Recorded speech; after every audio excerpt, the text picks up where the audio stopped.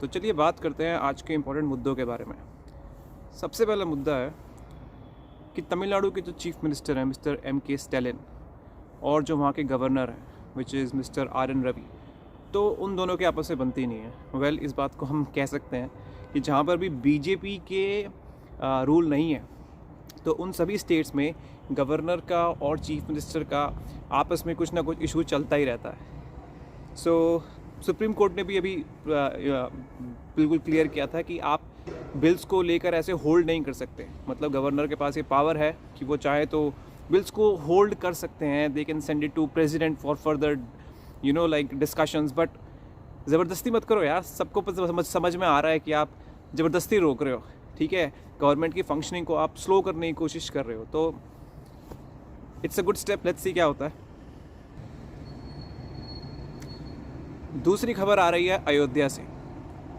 अयोध्या के अंदर prime minister Narendra Modi ने इंटरनेशनल एयरपोर्ट का उद्घाटन कर दिया है। जी हाँ, एयरपोर्ट का नाम होगा महर्षि वाल्मीकि इंटरनेशनल एयरपोर्ट। उसके अलावा प्राइम मिनिस्टर ने वहाँ का जो रेलवे स्टेशन है, जो रिवैम्प्ड स्टेशन है जिसका नाम दिया गया है अयोध्या धाम जंक्शन रेलवे स्टेशन, उसका भी इनॉग्रेशन कर दिया है। और उसके अलावा 6 न्यू वंदे भारत ट्रेन्स जो हैं वो भी लॉन्च कर दी हैं। तो अयोध्या में जो है रातों रात प्रॉपर्टी के प्राइसेस भी बहुत ज़्यादा बूम पर आ गए हैं। So good things are happening there.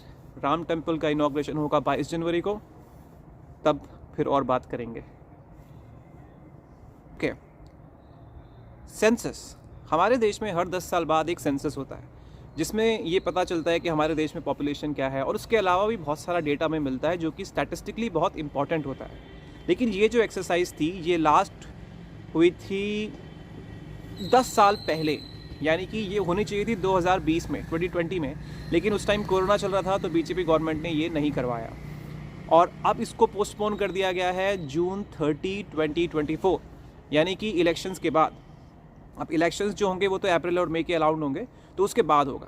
अब ये इंपॉर्टेंट इसलिए भी है क्योंकि अभी जो बिल आया था कि वुमेन्स रिजर्वेशन बिल होगा, बट वो भी तभी हो पाएगा जब हमारे पास सेंसस का डेटा आएगा, उसके बाद डिलिमिटेशन की एक्सरसाइज होगी एंड देन। तो सेंसस बहुत इंपॉर्टेंट है, उसकी वजह से बहुत सारा जो स्टैट्स है वो रुका हुआ है। और लेट्स सी कि अब इसका बाद ये आगे पोस्टपोन ना हो। बीजेपी गवर्नमेंट आ जाएगी मोस्टली मुझे लगता है, और फिर सेंसस जो है वो जून में हो जाएगा। न्यूज़ क्लिक ये एक ऐसी वेबसाइट थी जिसमें जो बेसिकली गवर्नमेंट की काफ़ी क्रिटिसिज्म किया करती थी, तो उसके ऊपर UAPA का रूल लगा दिया गया था, यानी कि जो अनलॉफुल एक्टिविटीज़ प्रिवेंशन एक्ट के अंतर्गत उसके जो मेन फाउंडर थे उनको काफ़ी पहले अभी पुलिस अथॉरिटीज़ ने अरेस्ट कर लिया गया था। तो अभी ये भी निकल कर आया है कि दिल्ली पुलिस ने मिस्टर गौतम नवलखा, जो कि काफ़ी इन्फ्लुएंशियल फिगर हैं, उनको भी इसके लिए इस केस के अंदर पूछताछ के लिए बुलाया गया है। एक्चुअली मामला इस बात का है कि सरकार को लगता है कि ये जो वेबसाइट है, इन्होंने क्या किया है कि चाइना से फंडिंग ली है ताकि हमारे देश के अंदर इंस्टेबिलिटी क्रिएट कर सके by criticising the policies of our government, और एक सरकार के अगेंस्ट एक डिसअफेक्शन पैदा करें। तो मिस्टर नवलखा जो है वो 1991 से जो न्यूज़ क्लिक के जो फाउंडर हैं, let me tell the name of the person,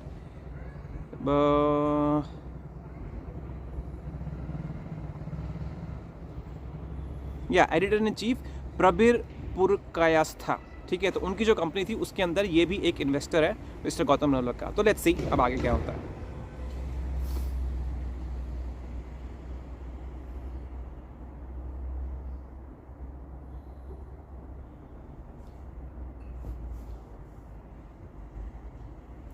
wrestler Vinesh Phogat, उन्होंने अपना खेल रत्न और अपना अर्जुन अवार्ड देश को वापस कर दिया गया है।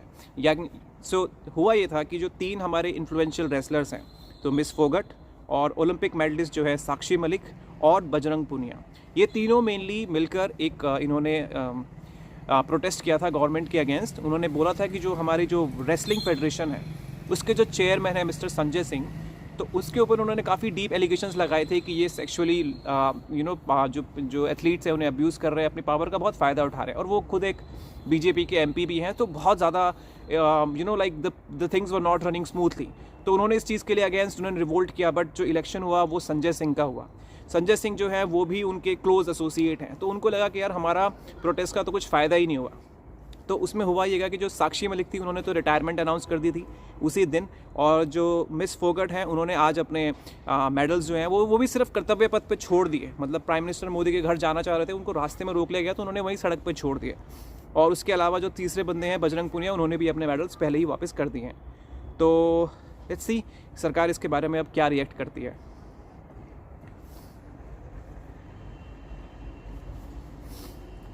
ईडी के समन्स फिर से पहुंच रहे हैं, और इस बार जो है पहुंचे हैं झारखंड के chief minister mister Hemant Soren को। और ये 7th टाइम है कि उन्हें ये वाला समन आया हुआ है। तो उनका जो समन जो है वो इसलिए भी इम्पॉर्टेंट है क्योंकि इसको बोला जा रहा है कि ये लास्ट समन है जो ईडी उन्हें भेज रही है, और ईडी ने क्लियर कर दिया है कि अगर वो नहीं आते हैं तो उनके ऊपर एक्शन हो सकता है। तो उनको बोला भी है कि आप हमें टाइम एंड प्लेस बता दो कि हम आपकी कन्वीनियंस के हिसाब से आ जाएँ।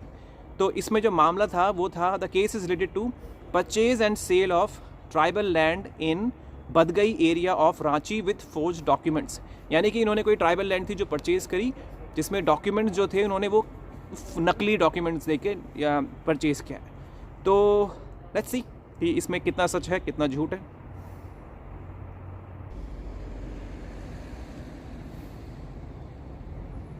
इमरान खान के लिए बहुत ही बुरी इन्फॉर्मेशन है कि उन्हें पाकिस्तान के इलेक्शन कमीशन ने नेक्स्ट इलेक्शन लड़ने के लिए मना कर दिया है, उनको रिजेक्ट कर दिया गया है उनकी कैंडिडेंसी को। तो ये हुआ क्यों है? क्योंकि उनके ऊपर ऑलरेडी एक करप्शन का केस चल रहा है। तो उनके ऊपर 3 साल की जो उन्हें प्रिजन सेंटेंस मिला हुआ है ऑलरेडी, और उनके ऊपर काफ़ी सारे करप्शन के चार्जेस भी हैं।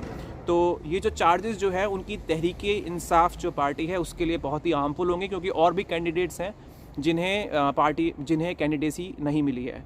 तो क्लियरली दिख रहा है कि कहीं ना कहीं उनकी सरकार, जो मेन सरकार है, वो तहरीक इंसाफ को दबाना चाह रही है, उनके रूलर्स को शायद नहीं चाह रही है कि वो फिर से लाइक एक पावरफुल अपोजिशन बन के उभरें और जीतें।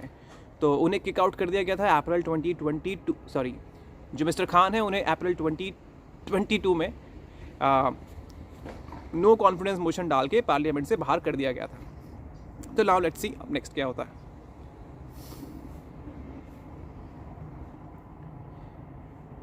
बांग्लादेश के जो प्राइम मिनिस्टर है मिस शेख हसीना, तो उन्होंने अनाउंस किया है कि भाई हमारे अगेंस्ट जो इंटरनेशनल कॉन्स्पिरेसी हो रही है कि हमें पावर से हटा दिया जाएगा, तो उनके इरादे वो कामयाब नहीं होने देंगी। बट इंटरेस्टिंग थिंग ये है कि वो काफ़ी सालों से बांग्लादेश के अंदर रूल कर रही हैं, और वो अपोजिशन पार्टीज़ को बिल्कुल टिकने ही नहीं देती हैं।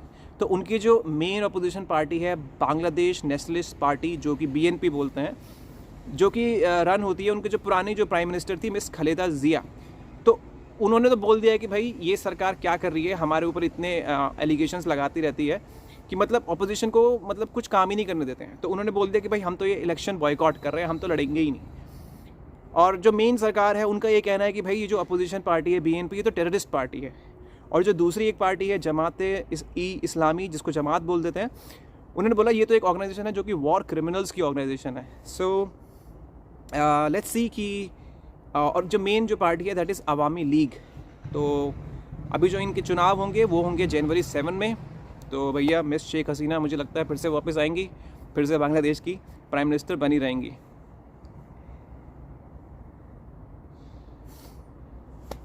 तो चलिए आज के लिए सिर्फ इतना ही रखते हैं। Very happy new year to all the people who are watching this, and do subscribe if you like the content, and that's all for today.